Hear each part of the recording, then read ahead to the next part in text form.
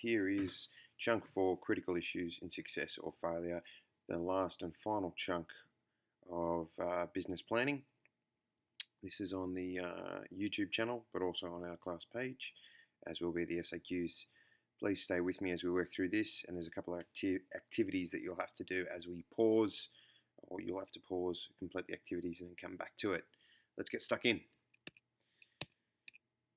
Alright, this is the syllabus of what we have to go through. Importance of a business plan, something we've already done, management, staffing and teams, trend analysis, identifying and sustaining competitive advantage, again, which we've already touched on, and then, of course, about the overextension, tech and economic conditions. A lot of this we've already touched on in some way, shape or form, so we'll go through it at a little bit of pace, but here we go. First one being the importance of a business plan. These are pretty, I guess, self-explanatory, but it must be reliable and accurate information. But it should be obviously valid information. The business plans that I've been marking have been valid information. The most important part for a business plan, and hence why we ask yours to be structured, are these three points in the middle. Clear and concise statement of the goals, well-developed plans for achieving these goals, and reliable control standards for measuring performance. Those were the objectives that you guys are putting in for all your different organisation of resources. You had clear control standards and your objectives, and then how you were going to go about them. All right. Now, it goes without saying, gents, if the plan is neglected, failure is possible. Why? I'll leave you to think. I'm sure there's some valid answers that you have there.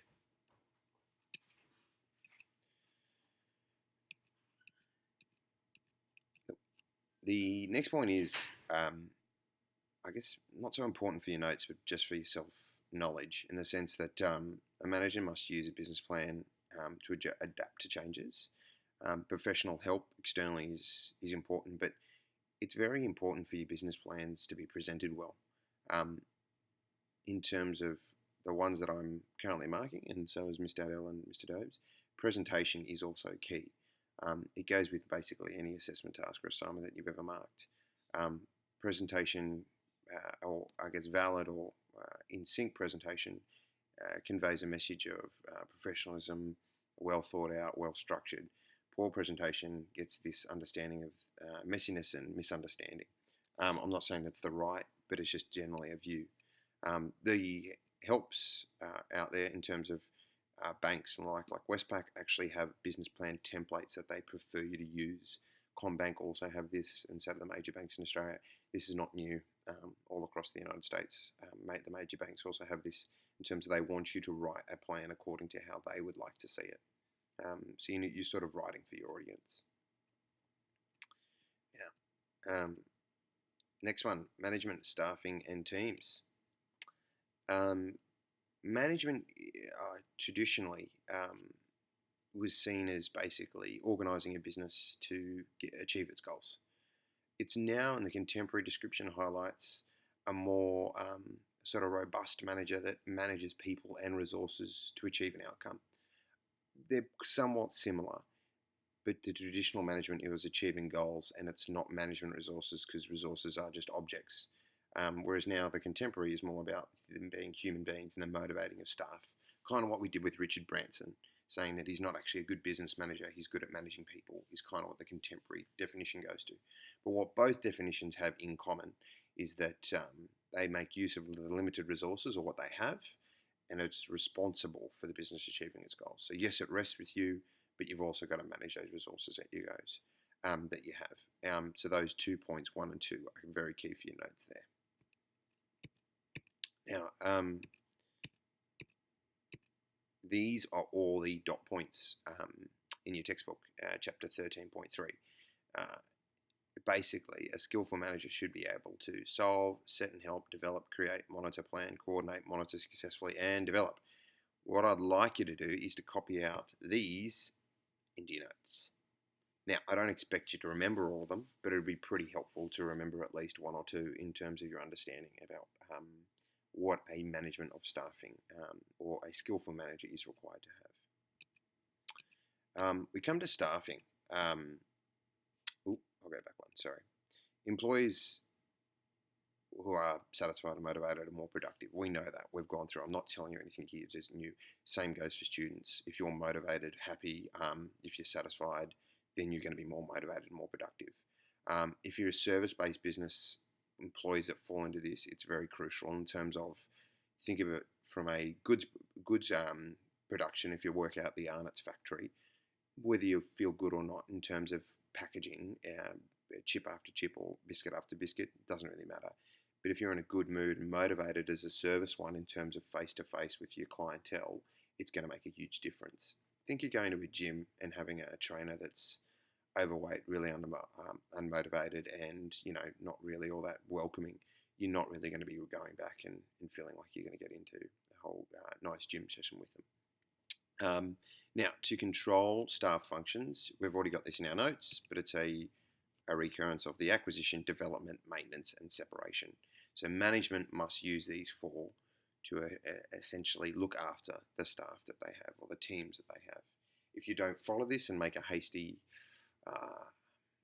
appointment, you can always end up getting burned because of, I guess, poor development, poor maintenance, and eventually you'll end up with separation of the involuntary kind. Now, what do businesses do in this space? And this is the key bits for your notes. They use external recruitment, which involves having an agency go about finding that staff member for you. They use this because SME owners don't really have the time. Look, we can look to Shaw, for example. Shaw appointed an external recruitment agency to find our new headmaster because while we have highly skilled people here that eventually make the decision process, we wanted a skilled agency that had the skills in finding the correct person. SMEs realise that they don't always have the skill in finding the best people or advertising, so they can use a recruitment agency to find that person for them. Recruitment agencies obviously come with a gloss and advertising and the skills and technique of where to find these people. Now, to know what additional staff you might need, you have what's called a skills audit and a skills inventory. Now, a skills audit will create a skills inventory. A skills audit is going through all your members of staff and asking them, or having a questionnaire or an interview process in terms of what are their skills. Are you unaware of some of the skills that they may have? Are you aware that members of staff here at Shaw that don't teach a language are bilingual? For example, Mr. Hogan can also speak French. Not really, but therefore, in my skills inventory beside my name would be the fact that I can do or teach in those other modes or languages. You'd be surprised to find that there are staff here that can teach in other areas or have, but don't here. So a skills audit is the process of interviewing them. You then would have a skills inventory. Now, the main aim of a business is it's only when you know what your skills bank is or your inventory of skills that you can make informed decisions about the future as to how best provide your business. It might be that you're looking for someone to take on a new role or to complete a new task or to take their business in a new direction with creativity, and you're unaware that in your skills inventory or one of your staff have a marketing degree and therefore can help you with that marketing angle. Okay. Now, this is a real life example of Qantas with their recruitment process. They register their interest, and then there's essentially an assessment process where they go through and ask you every possible question.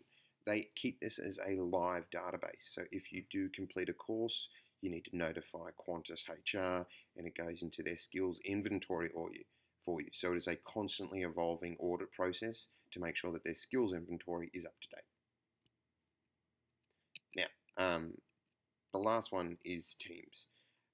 This is kind of telling you how to suck eggs, but we know that teams are better and for a business in terms of they're making the informed decisions. They actually can work without you being closely supervised. Think about your sport on the weekend. Coach might give you a brief of what to do, but once you're on the field or court or wherever you are, you're doing the rest of the work. And working in a team has a overall stronger benefit. So both for the customers or for your production. So there's a funny story of a coal mine in Wales where management got